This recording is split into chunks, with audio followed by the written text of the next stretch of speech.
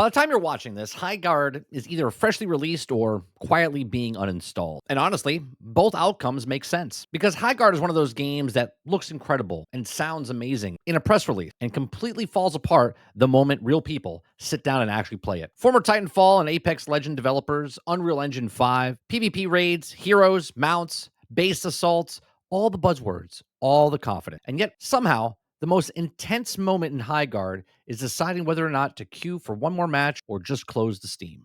Before we even get into Highguard itself, we need to talk about the elephant in the room, Jeff Keighley, because Highguard didn't just launch, it was presented. This game wasn't quietly announced on a random Tuesday blog post. It wasn't a Steam page that just happened out of nowhere. No, Highguard got the Game Awards treatment. Big stage, big reveal, end of show energy, and the kind of slot you save the games that you want people to remember. And that matters. You know, sometimes our last reveal at the Game Awards is a teaser for something years and years away.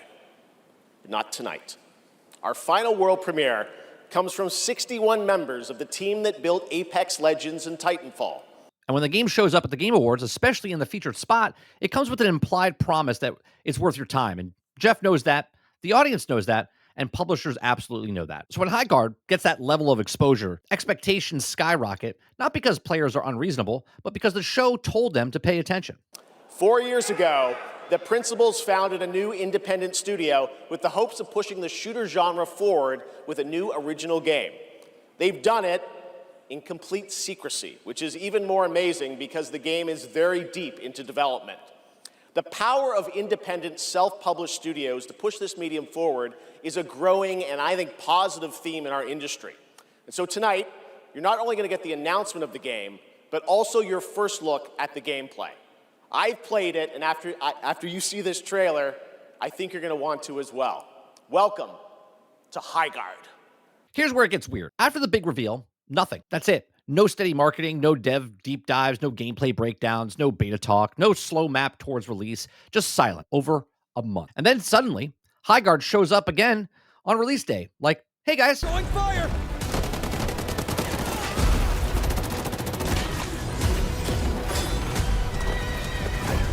This is the fun part! Pulling in the Siege Tower! We're out here to no build up, no community moment, no second chance to explain what the game actually is.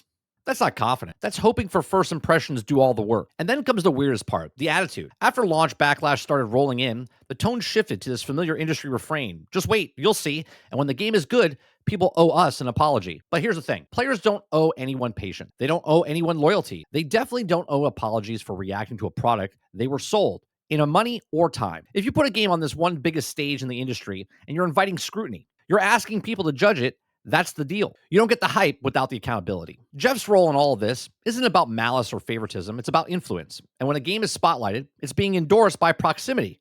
And that endorsement shapes expectations whether anyone admits it or not. And when the game doesn't live up to that spotlight, the backlash hits harder. Not because players are cruel, but because they were told to care. Highguard wasn't treated like an experiment. It was treated like a moment, and those moments demand delivery. This is why the reaction to Highguard feels so sharp. If the game had shadow dropped quietly, and the conversation would have been very different in my opinion, but it didn't, and it was framed as a big deal, and then it launched like it wasn't. The disconnect is what players are responding to, not just the game, but the way it was presented. So when we talk about Highguard being a mess, or boring, or unfocused, that context mattered because it wasn't some indie surprise that stumbled. This was a game that was hyped, elevated, and spotlighted, and then asked players to lower their expectations after the fact. That's not how this worked. Now let's talk about the game itself, why it didn't land. And let's be clear, this is not a Concord. Whether you like it or not, the conversation spun out of control almost instantly. That's not what's happening here. Highguard isn't being rejected because players don't get it. It's being rejected because players played it and were bored. There's no culture war here. There's no outrage cycle, no endless arguments. Steam reviews aren't angry. They're tired. Players wanted this game to be good. They gave it a chance, and then they left. And honestly, I think that's worse. At the core of Highguard's problem is one simple issue. The game has no clear identity. It's a hero shooter. It's kind of an extraction game. It's an objective-based PvP, large-scale strategy, but also a tight squad combat. So instead of excelling at one thing, it does all of them fine at best, but every system exists, but none of them feel essential. Nothing anchors the experience. There's no moment where you go, oh, that's what Highguard is.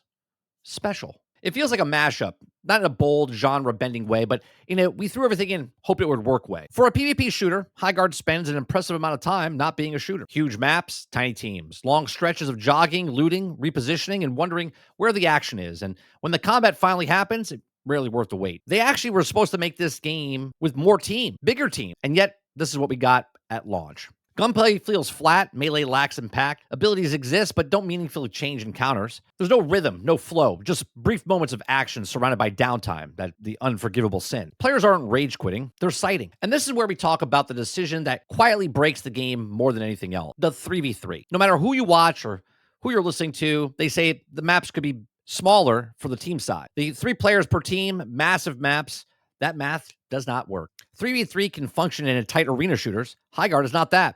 This game wants to feel large scale, mounts, territory, objectives, traversal, but it starves itself of players. The result isn't tension, it's emptiness. This is the problem. It's also completely fixable. The game desperately needs an additional mode, or mode, like now. 5v5 for tighter competitive play, 6v6 for objective chaos, 8v8 for full battle energy, more teams.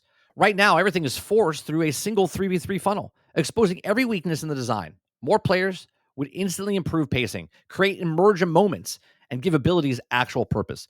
This feels like an early access decision, not a launch one. Loot progression only makes things worse. Instead of rewarding skill and positioning or teamwork, success often comes down to luck. Get strong gear early, you dominate. Don't, enjoy being there on the receiving end. In a competitive PvP, that feels cheap.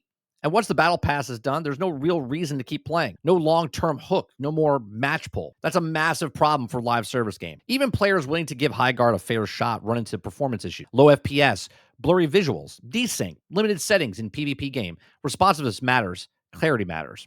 And when the game already isn't fun, technical friction becomes the final push out the door.